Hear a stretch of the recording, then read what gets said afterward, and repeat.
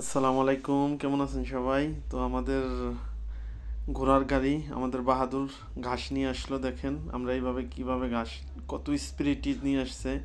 সাথে অনেকগুলো বাচ্চা পোলাপান আপনার এই গাড়ির পিছনে ছিল। তো চলেন আমরা দেখি যে আমাদের এই ঘোড়ার গাড়ি কিভাবে রেডি করা হয় এবং কি রেডি করে আমাদের যায় এবং কি ঘাস নিয়ে আসে। আমার স্বপন ভাই এবং কি জনি ভাই, দেখা যাক। এই আমাদের ঘোড়ার গাড়ি রেডি হইতেছে, দেখেন বাহাদুরকে রেডি করতেছে যে আমরা কিভাবে যাব। আর আমাদের সব কিছু রেডি করেই এরা আপনার চলে যাবে ঘাস আনার জন্য। তো ঘাস নিয়ে আসবে। তো কীভাবে ঘাস আনে, কতগুলো ঘাস আনে, কত স্পিরিটে আপনার ওর মোটামুটি ছোট ঘোড়া হিসেবে কতটুকু লোড নিতে পারে দেখেন আপনারা। আর এর দিয়ে আমরা তো খুব কম কাজ করাবো। এইবারে ঘোড়ার গাড়িতে উঠে গেল আমাদের আমার বাজান আলিফ মোল্লাও আছে ঘোড়ার গাড়িতে। তো বাহাদুর এখন যাবে। তো বাহাদুরে দিয়ে যে জায়গা থেকে আমরা আনছি, ওরা ছোট সময় থেকে খুব টিপ মারতো। তা আমাদের এখানে মাসাল্লাহ অনেক আরাম পাবে, কারণ আমরা 1 থেকে 2 টিপ ঘাস আনবো ডেলি, আর প্রতিদিন ওর জন্য খাওয়া দাওয়া আরাম করবে। আশা করি যে ওর শরীর স্বাস্থ্য ভালো হয়ে যাবে। এই চললো ওরা। তাই একদম জমিতে চলে যাবে, খেতে চলে যাবে। খেতে যাই, খেতের থেকে ঘাস নিয়ে আসবে। তাই দেখেন এরা যাইতেছে। এখানে 2 ভ্যানে আপনার 2 টিপে ভ্যানে যে মাল আসে তা একবারেই লোড দিয়ে নিয়ে আসা পারে। মানে একটা ঘোড়ার গাড়িতে এটা ঘোড়ার উপরে সক্ষমতা। তবে ও মোটামুটিভাবে আপনার ভালো আছে। আশা করি যে ভালো কিছুই হবে। তাই ঘাস নিয়ে চলে আসছে। দেখেন ঘাসের লোড একদম কম দেয় নাই।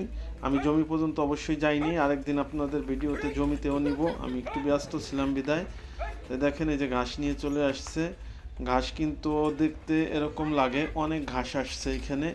কারণ এদিকে একটা ওদিকে একটা আটি এইভাবে দিয়ে সাজানো, প্রচুর পরিমাণে ঘাস আছে। এই ঘাসগুলোই যদি আমাদের ভ্যানে আনতে হতো তাহলে 2 ভ্যান লাগতো। তাই 2 ভ্যানের ঘাস নিয়ে ও সুন্দরভাবে চলে আসছে। দেখেন কোনো সমস্যা হয় নাই। আর কত লক্ষ্মী এবং কি কত শিকারি, এই অল্প 2-1 দিনের ভিতরে শিকারি হয়ে গেছে যে ও একদম সুন্দরভাবে আপনার ঘাস নিয়ে চলে আসে।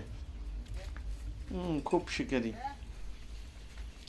তা এখন এই ঘাসগুলো আমাদের নামাবে এখান থেকে। ঘাসগুলো নামাইয়ে আমাদের আবার এই যে দানাদার খাবার আনা হবে, সেই দানাদার খাবারের জন্য আপনার গাড়ি নিয়ে যাবে।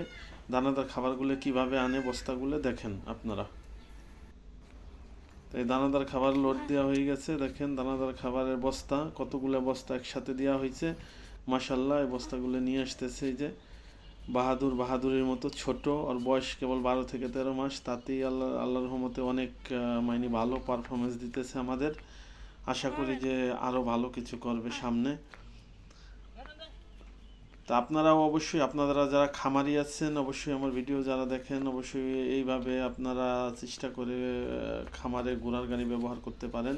তাতে আপনাদের অনেক উপকার হবে আশা করি। এই নিয়ে আসছে, এখন একটু স্পিরিটি উঠবে, একটু ঢাল আছে আমাদের এই জায়গাটা একদম বাড়ির ভিতরে। দেখেন হুম এই উঠে গেছে। হুম উঠে গেছে আমাদের বাহাদুর, চলে আসছে বাড়িতে।